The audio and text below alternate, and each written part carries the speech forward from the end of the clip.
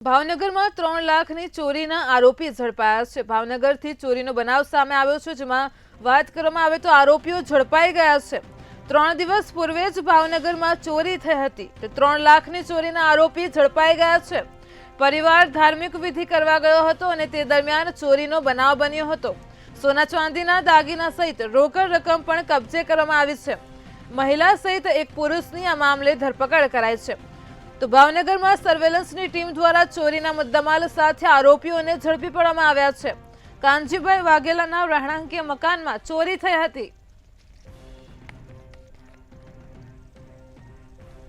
તો ભાવનગરથી 3 લાખની ચોરીના આરોપીઓ ઝડપાઈ ગયા છે। 3 દિવસ પહેલા જ ચોરીનો બનાવ બન્યો હતો। પરિવાર ધાર્મિક વિધિ કરવા જાય છે અને તે દરમિયાન ચોરી થઈ હતી। તો મહિલા સહિત એક પુરુષની ધરપકડ કરાઈ છે। સર્વેલન્સની ટીમ દ્વારા ચોરીના મુદ્દામાલ સાથે આરોપીઓને ઝડપી પાડવામાં આવ્યા છે। તો કાનજીભાઈ વાઘેલાના રહેણાંકીય મકાનમાં ચોરીનો બનાવ બન્યો હતો। તો હાલ ચોરીના આરોપીઓ ઝડપાઈ ગયા છે। 3 લાખની ચોરી કરવામાં આવી હતી। સોના ચાંદીના દાગીના સહિત રોકડ રકમ પોલીસે કબજે કરી છે।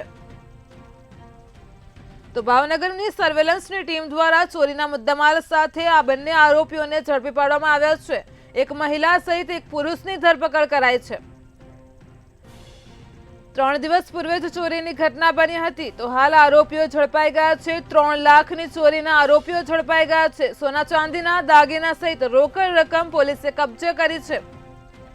ભાવનગરમાં રહેતા કાનજીભાઈ વાઘેલાના રહેણાંકીય મકાનમાં ચોરી થઈ હતી। તે દરમિયાન પરિવાર ધાર્મિક વિધિ કરવા માટે બહાર ગયો હતો અને ત્યારે જ ચોરીની ઘટના બની હતી।